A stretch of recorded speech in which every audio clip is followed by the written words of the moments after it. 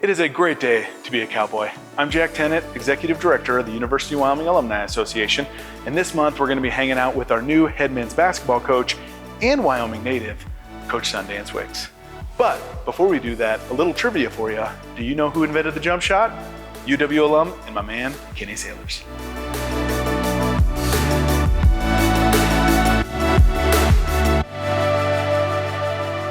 Coach. Oh, man. Sweet digs. JT, what's up, baby? My guy. Want to see how I'm living, right? Oh, yeah. Right. We want all the insider stuff. All right, Coach. Why'd you decide to come back to Wyoming? Why now? Why Cowboy basketball? Not a hard choice, Jack. I mean, to be honest, right? Like, you know, I was told, everybody knows the story. I was born in the brown and gold. I had a brown and gold jumpsuit when I was 6 months old. Always dreamed of being a Cowboy, right? Always wanted to be a Cowboy. And sometimes, you know, there's an old song by Garth Brooks called Unanswered Prayers, right? Some of God's greatest gifts are unanswered prayers. And I prayed forever to be a Cowboy. I wanted to come play down here. Wanted to play for the Cowboys, wanted to represent the University of Wyoming. I never got that chance. But as fate would have it, some 25 odd years later, you get a chance to come back as the head coach for the University of Wyoming. If you were to tell me I could trade, I could have either been a player or I could have been a coach at the University of Wyoming. Knowing what I know now, I'd choose this every time. Yeah. But these opportunities, you know, to be able to do what you love, just coach a game of basketball, teach a game of basketball, in the place where you were born, in the place that you love, they don't often align. You never really get that opportunity. You could coach for 50 years and never get to coach in the place where you were born and raised. And so very few coaches get to experience that, and I'm one of the fortunate ones. So to say that this is a dream job and a dream place, that'd be an understatement. I mean, it is. It absolutely is my dream job and my dream place. And how lucky am I, right? How lucky are we to be able to have this opportunity? So, Coach, coming back to Wyoming, I mean, you got to know a little bit of like, what do you want to do? What do you want to be? What do you want this program to be known for? Well, I think number one, you just got to know who the fans are in the state of Wyoming, right? They expect a competitive brand. Any sports, they expect a competitive brand to be out there. They expect a brand that represents who they are. The passionate Polk fans in the state of Wyoming, they want to see guys playing their butts off. And honestly, we all know outcome's important, right? Results rule. You want to see wins, but more importantly, the process has to make sense, right? The process, the production that we put on there is a direct result of the process of our preparation.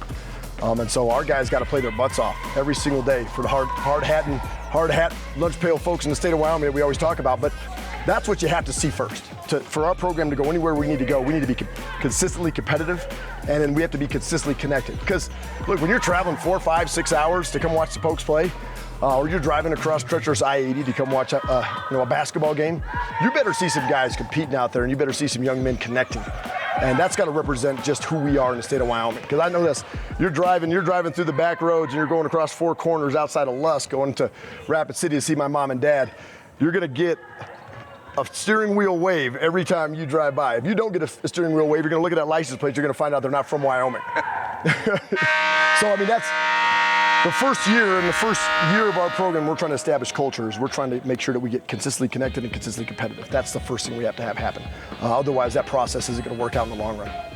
We have to be trained, and we have to be taught and mentored and shepherded in a way that teaches us what does servant leadership look like? What is it like to show up every day and serve others and to give to others before you take for yourself? And so if you can learn in this life to give more than you take, I mean, I think you probably lived a life that should be applauded. And if our guys, and maybe not, you know, we always say coaching is delayed gratification. If our guys, maybe not while they're here, but if they learn at some point in the next couple years of their life after college that what it means to give and to serve and to love a little bit more, if they can learn that, then we've done our job. Really simply stating, become an everyday dude, consistently competitive, consistently connected, give more than you take. And at the end of the day, when you walk out of here, the greatest compliment you can get from us and your team is that you are a great teammate. And what are great teammates? Great teammates are consistent. They're not perfect. Well, you heard it here, heard it from Coach. Can't wait to see what we do with this program. Can't wait to see what you do, Coach. Until next time, go Pokes. BYOJ, go Pokes. All right.